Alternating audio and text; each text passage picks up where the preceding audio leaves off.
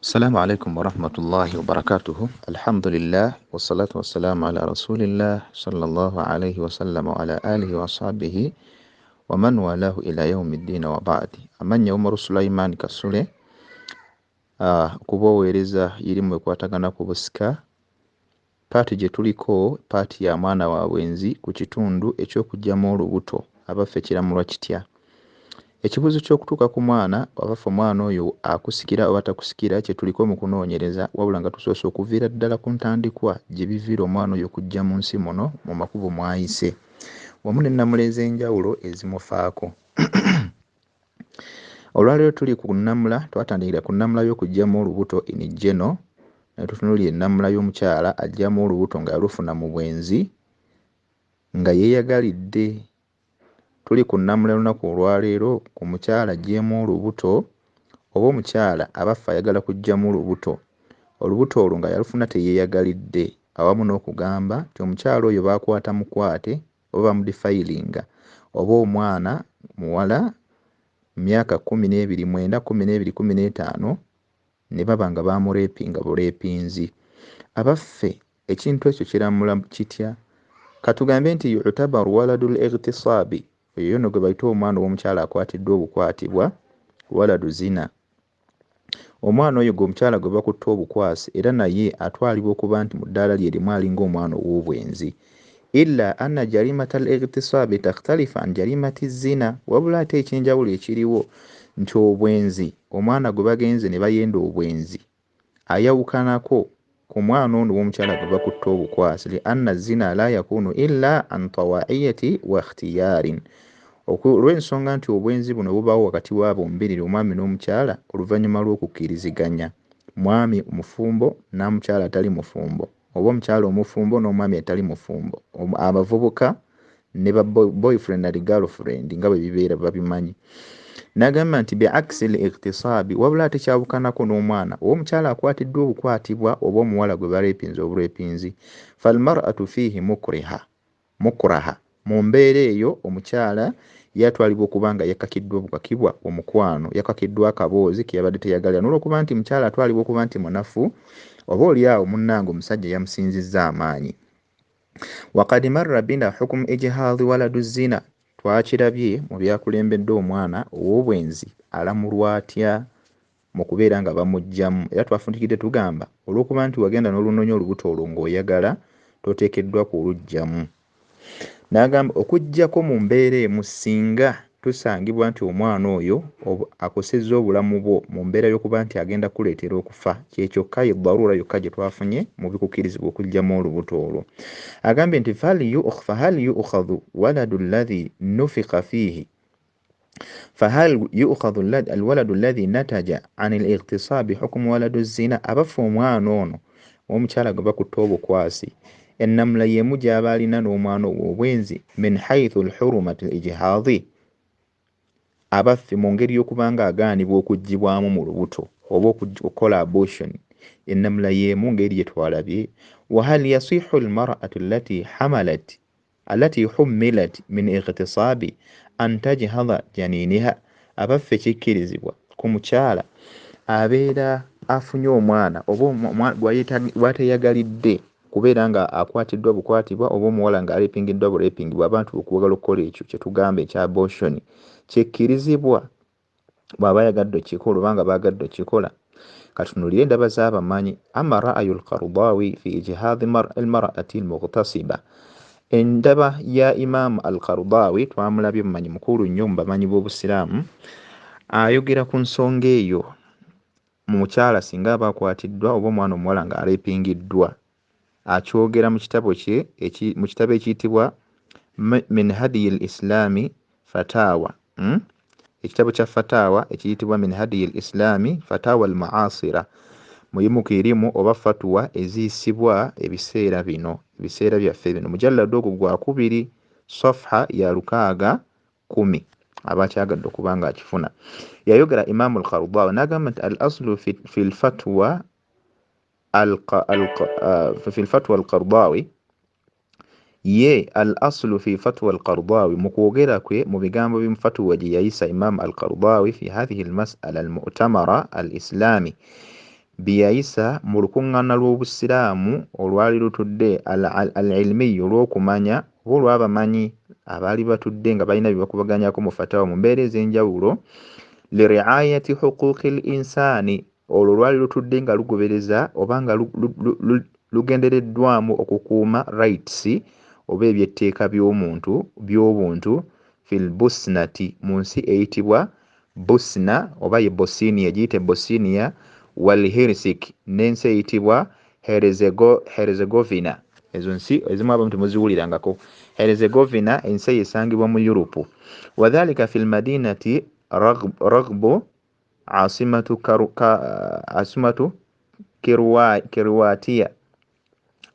Kirwatia mu kibuga ekiyitibwa Zagreb. Ekibuga ekyo kiyitibwa Zagreb. Zagreb kitegeeza ekifo surrounded by water, ekifo ekiriraanye amazzi. Ekyo nno nga kye kibuga mwe baatuula oba mu'tamar olukiiko olwo conference eyo mwe yatuula okubeera nga bayisa fatwa ezo mu lutuulo olw'abamanyi mu nsi eyitibwa the Republic of Croatia. Ensi eyitibwa Croatia giyite Republic of Croatia alladhi in'uqida fil fatrati eyo eyayimirirawo oba olukiiko oba olutuulo olwo olwatuula olw'abamanyi olwatuulibwa mu nnaku z'omwezi zaali wakati we18 paka 19 omwezi gwali gwa mwenda mu mwaka 1992 olwo nno abasomesa yali atuuse ku nsi mu mwaka ogwo. Waqad ajaba al-Qaradawi, Imam Qaradawi yabuuzibwa ku nsonga eyo n'abeera nga yayanukula ebigambo bino kubanga mubaamu ebibuuzo an suali hawla al-fatayati allawati ightusibna min qibali al-junudi as-sarbiyina. Yabuuzibwa ku bawala abakwatibwa obukwatibwa nga bakwatibwa amagye agaali gava mu kasa akayitibwa Sabiya akalumba ekifo ne kabeera nga bwe kalumba bajja mu lutabaalo okubeera nti balwana bakwata abawala nga bwe tukimanyi emize gy'abajaasi gye beeyisaamu n'abantu abatalina buvunaanyizibwa mu mbeera beeguddewo ey'okwesansabaga. Omanyi bulungi bakola bulungi bye baagala nga bwe batugamba ku magye agaaliwo wano n'abalala emirembe egyayita bakwatanga abakazi nga bwe baali baagala n'akuleka nga kutissa olubuto n'agamba ne gana amagye aga Sabiya bwe gato nago bwe gaakola ku bakyala ng'agaali gali mu lutabaalo. N'olwekyo imaamu abuuzibwa abaffe abakyala abo tugeza nti wahumilna maadha yasna'ana bihadha alhamli, singa babeera bakwata tuswale ku mbeera olwaleero nti singa lwagwawo olutalo abakyala ne baba nga bafunye embuto mu mbeera eyo nga bano bwe baazifuna abaffe abantu abo balamula batya okugyamu embuto ezo. Hali yajuzu lahunna shar'u ijhadi hadha alhamli, abaffe basobola okuzijjamu? Waqad ajaba al-Qaradawi, yaddamu ebigambo bino al-Imaamu al-Qaradawi nga byanukula aga nti ala dhalika fi majmuati min an-niqat, yakiddamu n'enziramu ey'enjawulo amakulu points ez'enjawulo ze yayogera ebigambo eby'enjawulo ku nsonga eyo. Awalan, ekisookera ddala kye yayogera yagamba nti al-aslu fi al-ijhadi al-hurmatu wal-man'i, kyetumanyi obulungi nti omutwalo okugyamu olubuto kyagaanibwa kyaziyizibwa era ne kigaanibwa, kyetumanyi kye al-aslu y'ensibuko yaakyo. N'agamba nti mundhu amaliyati talqihi haythu yansha'u kainu al-jadidi, okuviira ddala ku lunaku olubuto olwo lutonnye mu nnabaana y'omukyala, kubanga tusuubira nti kati saawa eyo kiba kitandise okubeera nga kitonda ekipya oba gye bayita foreign body, abamanyi oluzungu mu science bwe bati boogera foreign body, oba ofunye ekintu ekiramu ekipya munda mu mubiri gwo. N'agamba nti wayastaqiru fi lqarari lmakini wahuwa arrahim, era kiba kitandise okubanga kibukaala n'okusimba amakanda mu kifo kyakyo eky'olubeerera kyetumanyi kubanga kiba by then kiba kifo kyakyo ekyobuwangazi bwakyo. Walau kana hadha alkain natijatu ittisali muharraman kazina, newankubadde ng'ekintu ekyo oba ekiramu ekyo kyetusuubire kiri mu lubuto lw'omukyala kyayingiddemu mu mateeka agatali matuufu amakyamu ng'obwenzi, ng'omukyala okubanga yayenze bwenzi, oba al-ightisabu, omukyala yakwatiddwa bukwatibwa, obwo bwabadde bwenzi naye nga buli ku sayidi emu tebubalibwa ku sayidi ya mukyala. n'agamba nti ekyokubiri ye point esooka ebadde kugaana kujjamu olubuto in general nga bwe twalaba bwe tuzze tulaba mu mbeera zino. Point eyokubiri gye yaddamu n'agamba nti hunaka min alfuqahau, waliyo abamanyi abamu man yujizuuna al ijhaada, aba akkiriza abakyala okujjamu embuto idha kaana qabla al arbaina al ula, bwe luba nga olubuto terunnaweza nnaku 40 ezisooka min alhaml kuva lwabufunye. Wa ba'duhum yujizuuna hatta qabla nafkhi ruh hatta qabla nafkhi ruhi, abamu ne bagamba nti ddala okutuusa ebbanga lyonna omukyala asobola okujjamu olubuto ddala okutuukira ddala ku bbanga nga tannaba omwana kubanga afuuyibwamu omwoyo. Kitegeeza nti okuva ku nnaku 4 amakulu okuva ku lunaku olusoose paka ku nnaku 8. Awo tukakasa stage eyokubiri eri omuntu abeera asobola okujjamu olubuto bw'abeera nga abamanyi abamu bwe bagamba bw'abeera nga ennaku ezo ez'okufuuyibwamu omwoyo ze tumanyi 12 nga tezinnawera. N'agamba nti wakullama kaana al-udhuru aqwa kanat ar-rukhsatu adharu, bwe lwekibeera ng'ekisonyiisa ky'amaanyi eri omuntu oyo okujjamu olubuto.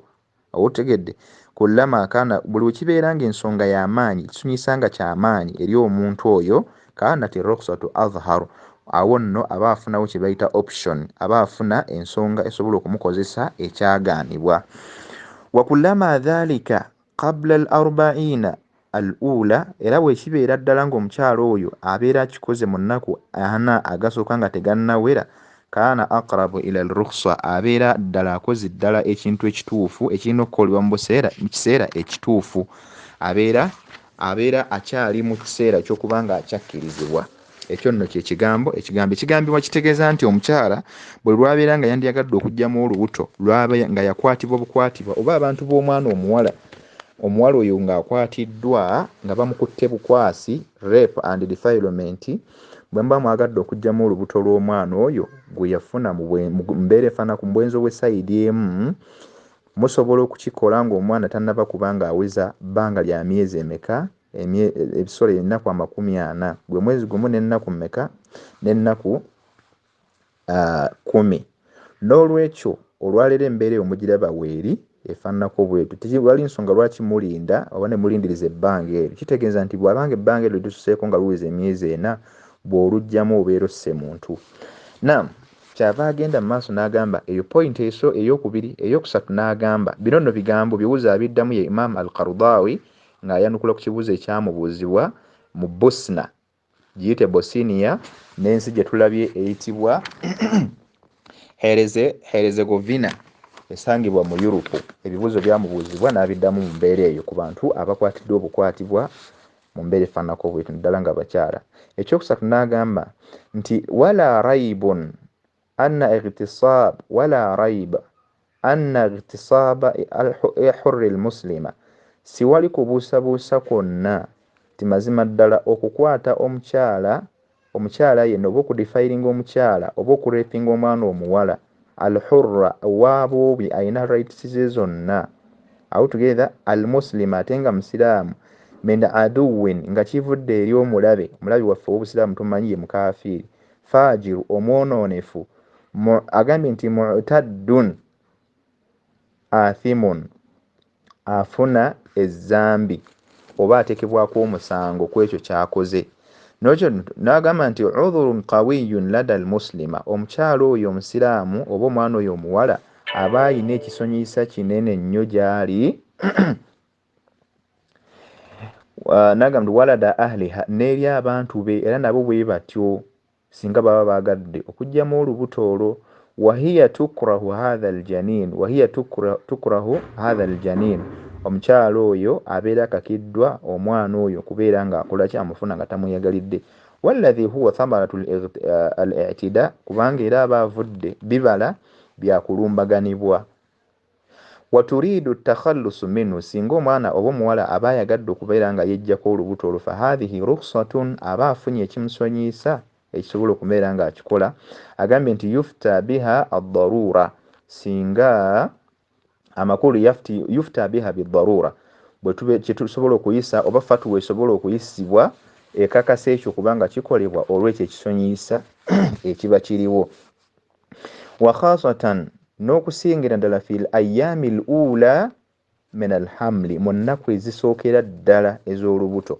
Tokimanyi bulungi omukyala bw'afuna olubuto atandika okufuna embeera naddala mu nnaku wiiki esooka ey'okubiri atandika okusesema emmeeme efa n'olwokubanga embeera eyo eba ekuzzeeko kikakasa bukakasa bw'obanga olubuto walufunye mu kulwepingibwa oba mu kukwatibwa mu defilement genda osobole okuggyamu olubuto olwo bw'obanga oyagadde tolindiriza nnaku kubeera ng'ate zitambula.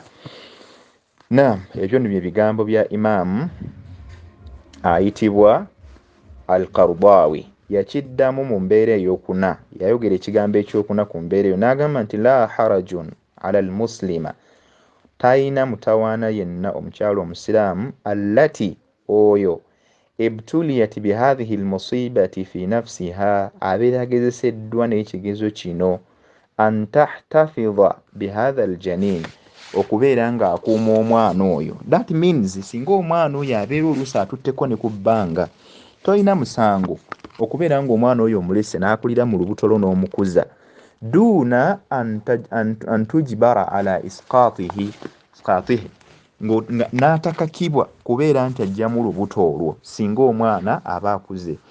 wa idha quddira lahu an yabqa fi batniha almudda, singa omukyala an baqiya fi batniha almudda almutaadda, singa omukyala aba ageraageranyiziddwa ebbanga olubuto lyamaze nalwo almu'tadati lilhamli eryo ery'olubuto eryageraageranyizibwa wa wadaatuhu n'okubeera ng'azaalibwa amakulu ebbanga erisigaliddwayo singa ligeraageranyizibwa fahuwa tiflun muslim, omwana oyo bw'aba amuzadde aba mwana musiraamu kubanga ne maama musiraamu. Omwana oyo aba azaaliddwa nga musiraamu. Nekyo tumanyi obulungi nti omwana oyo azaalibwa ala alfitra, azaalibwa ku bubumbwa. Kullu mawludun yuladu ala alfitra, nabbi yatukakasa nti buli ekizaalibwa kyonna naddala omwana oba omuntu abeera musiraamu. N'olwekyo omwana oyo newankubadde nga yazze mu makubo makyamu asigala musiraamu, okumuleka tekirina mutawaana. Bye bibadde ebigambo bya Imam Al-Qaradawi. Wabula akuwadde options bbiri, osobola okumuleka naddala singa ebbanga liba lyayitako ery'olubuto nga n'omwoyo gwafuibwamu dda, owezezza emyezi 4 ng'olina omwana oyo, oba owezezza ennaku 100 ng'oziwezezza ng'okyalina olubuto olwo wakakasa dda nti mweruli n'oluleka paka ku nnaku ezo. By the way, ate n'obulabe mwebuli kubanga ate kiyinza okuleetera okufeera okuluggyamu oba okuleetera okulabika obubi mu mbeera efaananako bw'etyo. N'olwekyo okululeka ye yatugamba nti ekisinga obulungi ate gy'oli kubanga oyo mwana aba musiraamu, ye talina musango gwonna. Omusango guba guli ku oyo eyakukwata, naawe tolina musango gwonna. Naye ate era osobola okuluggyamu bwe luba nga terunnaweza nnaku ezo. Nze nkuwadde ekyokulabirako nti wiikisi 2 omukyala atandika okufuna ebibeerabeera eby'olubuto era birabika, obunafu, okukolola, embeera yonna eyita obunafu, okukolola oba okunafuwa obutasobola kuba nga alinako kyakola, maanyi ne gamuggwamu n'okusesemasesema. Oyo nno ye Imam gwe tulabye ayitibwa Al-Qaradawi. Bwe tugenda ate ku ndaba endala ey'omumanyi bulala ayitibwa Al-Buuti, tuzze tumulaba era y'omu ku bamanyi b'omusiraamu be tubadde tulaba mu kitabo kye kiyitibwa Tahdid an-Nasli. Tuzze tukisomako nnyo masalati Tahdid an-Nasli, ebikwatagana ku kubeera nti tuteekateeka endyo oba famire. Safha oba olupapula okuva ku 151 okutuukira ddala ku 152 yannyonnyola bw'ati. Yagamba nti amma idha kanat mustakriha fa idha kanat mustakraha, omukyala bw'abeera nga kakiddwa omukwano akaboozi naye ne kavaamu okuba nti afuna olubuto, au ghaira mutazawija, oba ng'ate era ekyokubiri si mufumbo, amakulu nga si mufumbo. Waqafat ala nafsiha alhilaak, omukyala n'aba nga yeetidde oba atidde okuba ng'azikirira, walmaut, n'okufa, natijatul hamli, olw'olubuto olwo lwafunye mu butali bweyagalire. Fal ijhaadu rukhsatun, n'olwekyo okuluggyamu alina option, akkirizibwa okuba nga aluggyamu. Rukhsatu laha, abeera alina olukusa olumukkiriza okuggyamu olubuto olwo. Kaghairiha min nikahin sahihi, ng'omukyala omulala ali mu bufumbo obutukuvu. Nga bwe twalaba nti omukyala ali mu bufumbo obutukuvu akkirizibwa okuggyamu olubuto singa olubuto luba lugenda kumuleetera okufa, nga lugenda kumuviirako okufa mu mbeera efaananako bwetyo. Obusiraamu bwamukkiriza waddembe okulugyamu kubanga ye nsibuko y'omwana oli. Wa min khilali ma sabaqa, bwe tutunulira ebyo byonna byonna bye tutunuulidde nga bwe tujja tulaba obujulizi, nastatiu an naquula, tusobola okugamba, nze nange nga ndi omu ku abo abagamba ti inna min qawaidi lislaami, mazima ddala amateeka g'eddiini busiraamu, rafu lharaji walmashaqqa, ekigendererwa mu go okuggyawo okukaluubirizibwa n'obuzibu obuntu bw'ayinza okufuna mu kukola ibaada. Kuba tulina bulungi obujulizi nti yuridu llahu bikum lyusra, Allah abaagaliza bwangu mu buli kyonna kye mukola, wala yuridu bikum al-usr, era tabaagaliza kubeera nga mukaluubirizibwa. N'olwekyo ate era mu hadithi endala eyaleetebwa Ali ibn Abi Talib etugambibwa nti Nabbi sallallahu alayhi wasallam ayogera ebigambo bino n'agamba nti inna hadha ad-diinu yusir, mazima ddala eddiini eno ey'obusiraamu kwanguyiza era nnyangu nnyo, tekaluubiriza. N'agamba nti wala yushadda ad-diina ahadun, omuntu yenna tayinza kwekaluubiriza mu busiraamu bwe illa galabahu, okuggyako ng'amaliriza nga yeemezze kennyini. Omuntu n'ova eri n'ogamba nti nze obulamu bwange bwonna neewaddeyo okubeera nga nsiiba olw'emmande n'olwokuna, ekyo nkyeyama eri Allah. Olunaku lw'oliryamu ligenda kuba bbanja ku bulamu bwo kubanga olina okuliribwa, kubanga omaze okweyama weesibye enkoligo. Naam, mu mbeera eyo wa khaafat nafsiha lidhalika, omukyala nagamba nti wa mimma la shakka fihi, ku kye tutayinaako kubuusabuusa kwonna, anna alfatatu almuslima, mazima ddala abaana abawala abasiraamu, alharisatu ala fatiha, abo abalina ensa mu bulamu bwabwe. Omanyi abaana b'ennaku zino abawala tebalina nsa, balinga balenzi kati, bambala bubi, be basikiriza n'abasajja abamu bakwata, amakulu byonna byonna bitunuulira natija kikullu hadhihi. Abaana b'abawala tutogera ku baana abawala abambala obulungi abalina ensa n'embeera zaabwe nga ddala mbeera z'abaana bawala nga bwe bateekeddwa okweyisa. Bamaama basenga muteekeddwa okuyigiriza abaana abawala empisa. N'agamba nti ala iffatiha idha ta'arradat li'udwan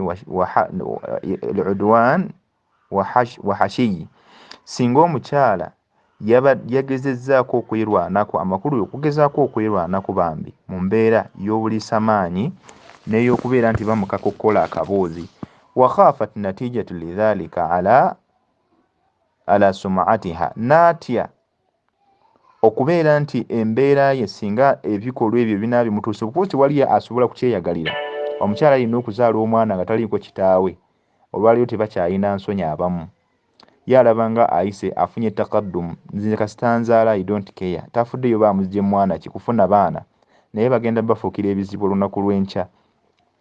N'olwekyo omukyala bw'abanga agezezzaako ekintu ekyo, ate n'aba nga afutusiddwako ogwa buliisamaanyi, n'agenda okumaliriza ng'afunye olubuto, naye n'atya ne yeetiiririra okubeera nti ebizibu by'agenda okuyitamu, aw sharafiha, oba ekitiibwa ky'okubanga kyonooneka, aw an tabqiya mambuudha, oba okusigala ng'alekeddwawo tayo tafiibwako, aw an tata'arrada li adha kalqatili mathalan, oba okubeera ng'ate kigenda muleetera okufa, okutuusibwako okunakuwazibwa ng'okufa. Mathalan, for example, bwemba nga muli mu lutalo, omukyala najja afuna olubuto, najja yesanga nti ekisajja kimukutte mu lubuto mu lutalo ne kimulekamu olubuto, n'alaba mu luvannyuma lwa wiikisi 2 ng'alina olubuto, kuba entalo abali baddeko mu ntalo mubimanyi, bw'akaira enkya n'alaba nti omwana oyo agenda kumuleetera obunafu, tajja kusobola kwirwanako, bajja kumusangawo bamutte, agenda kubeerawo teyajja mumuyamba, mu mbeera efaananako bweyo tasobola okuggyamu olubuto olwo. N'embeera endala,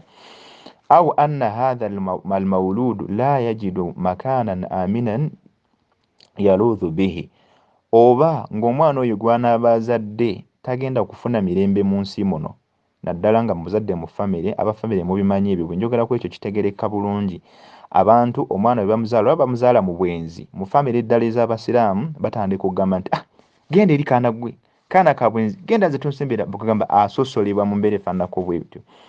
Mu mbeera efaananako bwetyo ng'omwana we tajja kufuna mirembe mu nsi muno, si ye yeereeta, ye talina musango, naye olw'okuba nti yava mu kikolwa ekitamwa n'olwekyo batamu omwana oyo olwokuba nti omwana bamubala nti wa musajja abantu bwe batu balina embeera eyo naye nga ono omwana tumubala nti era wa mukyala n'olwekyo aqulu in kana al-amru kadhalika omumanyi ono atugamba embeera bwetyo bwebeera nga bwetyo bweri nga nange bwetyo bwe ngamba okusinziira ku kutegeera kwentegedde fala harajun alaiha omukyala oyo talina mutawaana gwonna an tuskita hatha aljanin okubeera nga ajjamu olubuto olwo qabla nafkhi ruuhu fihi naddala nga talindikiriza bbanga kutambula kutuuka na kiseera kuba nti olubuto olwo lufuuyibwamu omwoyo wa khasatan n'okusingira ddala annahu asbaha min assahal ekyo olwaleero ku mbeera yaffe olwaleero kyangu nnyo an taktashifa almar'ati okubeera ng'omukyala amanya alhamla olubuto oba alulina oba talulina mubakkiran mu luberyeberye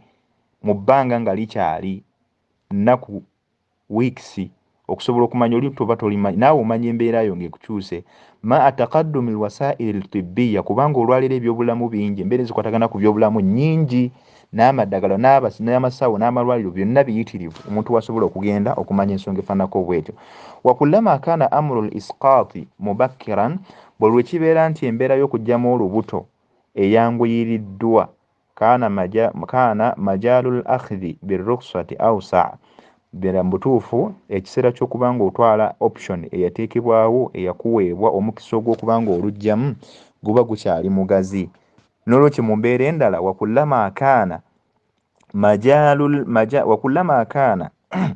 amru l-isqaati mutaakhira buli lwoba ng'okereesezza okugjamu olubuto olwo netuuka ku mbeera y'okuba nga lufuyibwamu omwoyo kullama kaana majaalu l-akhdi birrukhsati muqassira kubeera nti ate ekiseera ky'okukkirizibwa kiba kikoze eki kiyise wallahu ta'ala a'lam. Allah subhanahu wa ta'ala gwe tukwasa byonna okusinziira ku ebyo tulabye n'obujulizi bwe tuba tutunuulidde. Nina omukisa okutegeeza nti olwaleero okubeera nti tutunda ku nzijamu z'olubuto tuzimazeeyo ne tumaliriza nga tugamba nti olubuto omukyala takkirizibwa kulugjamu okuggyako olubuto olw'ofunye ng'omukyala bakutte mukwate oba bulepinzi oba abafumba ababiri nga ensonga egenda okumuggisaamu olubuto either obulamu bw'omukyala nga bugenda kugenda olw'olubuto olwo. So twasigala tugamba nti omwana yakkirizibwa okuggibwamu olw'embeera y'okukuuma obulamu bwa maama kubanga maama yazaala tomanya ayinza okuba Allah ajja kumuwa omukisa okubeerawo kwa n'ekyokubiri tetumanyi kiri mu lubuto kiramu oba kisi kifu tuyinza okugamba nti katubaage omukyala oba tetuggyemu lubuto alukuze omukyala n'afa nga ate nekiri munda nakyo kifu wa billahi tawfiq. Tujja kuzzaako omusomo gwaffe nga tutunulira omwana ono ow'obwenzi kubanga gwe musomo omukulu makanatu waladu zina fil islami tugenda kutunulira insha Allah ennamula y'omwana n'ekifo ky'ono omwana ow'obwenzi mu busiraamu abaffe aweebwa kifo ki ng'abaana abasigadde kubanga tumanyi bulungi abaana b'ozadde mu bufumbo obutukuvu bayita awlaadu shar'iyyi baana ba mu mateeka abaffe ono omwana ono ogw'oyenza obwenzi waliyadhu billah Allah tutaase alamulwa atya tujja kubanga tutunula insha Allah. Amannya asigadde nze Omar Sulaiman Kasule okutwala mu erimu eyitibwa obusika nga paati gye tuvuddeko ye paati ey'okugjamu olubuto insha Allah tusaba Allah abeere nga tusisinkanya. Ayagala okubanga obuuza ebisingako awo oyinza okuyita ku ssimu zaffe 0703 337998 oba oyinza okuyita ku 0773 518160. Assalamu alaikum wa rahmatullahi wa barakatuh.